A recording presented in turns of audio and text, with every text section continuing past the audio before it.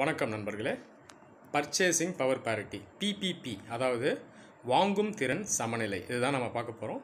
PPP எக்கனாமியில் ஒரு முக்கியமான concept. இது நீங்கள் ரெகுலராக நீங்கள் நியூஸில் படிச்சிருப்பீங்க.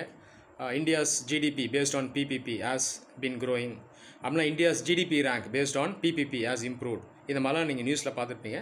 ஸோ இந்த பிபிபி அப்படிங்கிறது ஆக்சுவலாக என்ன அப்படிங்கிறத நம்ம பார்ப்போம்.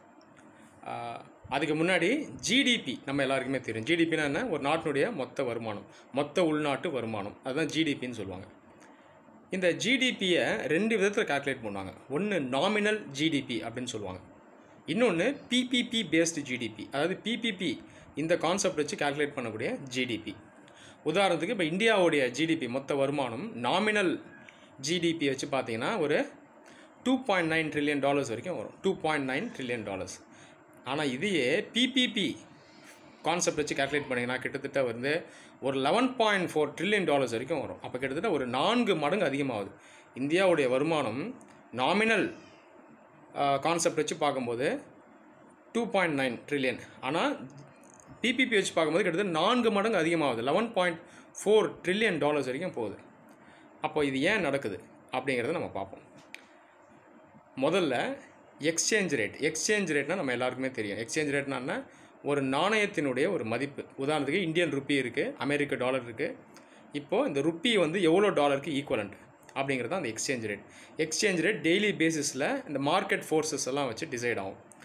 இப்போ இன்றைக்கி தேதியில் ருப்பி வேல்யூ எடுத்திங்கன்னா $1 ஈக்குவல் டு அரௌண்ட் ஒரு 68 rupees இல்லை அரௌண்ட் 70 rupees வரும். இப்போ உதாரணத்துக்கு 70 rupeesனு எடுத்துப்போம். அப்போ ஒரு டாலருக்கு எவ்வளோ ருப்பி ஈக்குவல்? 70 rupee equal.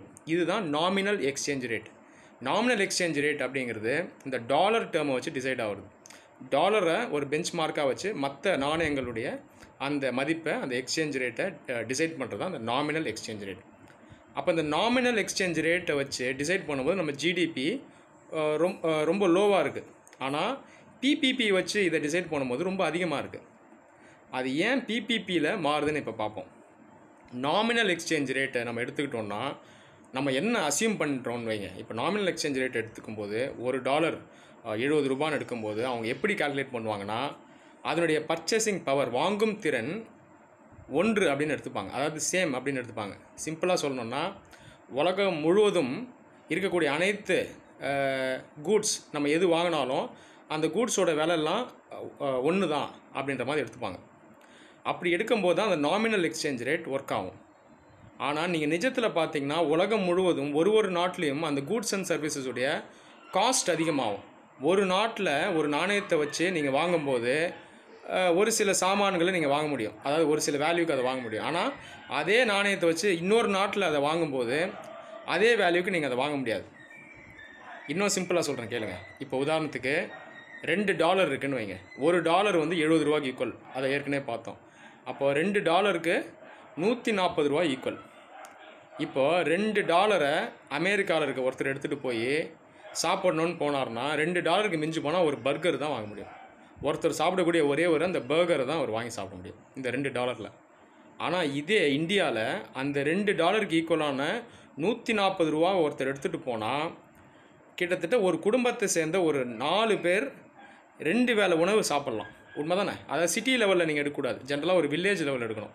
ஏன்னா பர்கருங்கிறது அமெரிக்காவில் ஒரு நார்மலான ஃபுட்டு.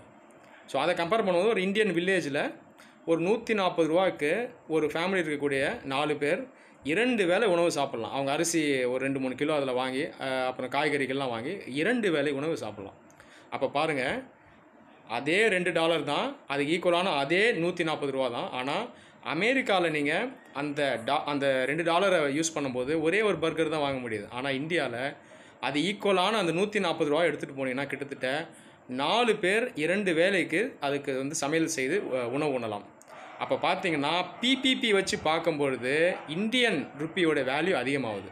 இதுதான் இந்த பிபிபியினுடைய கான்செப்ட். அதாவது வாங்கும் திறன் வந்து அதிகமாகுது. அதனால தான் பிபிபி வச்சு கால்குலேட் பண்ணும்போது இந்தியாவோட ஜிடிபி அதிகமாக இருக்கும். நாமினல் ஜிடிபியோட கிட்டத்தட்ட வந்து ஒரு 4 மடங்கு அதிகமாக இருக்கும். இந்த வாங்கும் திறன் இது ஏன் டிஃபர் ஆகுதுன்றதுக்கு நிறைய ரீசன்ஸ் இருக்குது. அதெல்லாம் நம்ம ரொம்ப இன்டெப்த்தாக போக வேணாம்.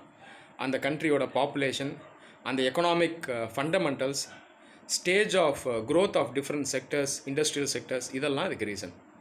So nominal GDP, PPP GDP இதுக்கான டிஃப்ரென்ஸ் நம்ம இன்றைக்கி பார்த்துருக்கோம்.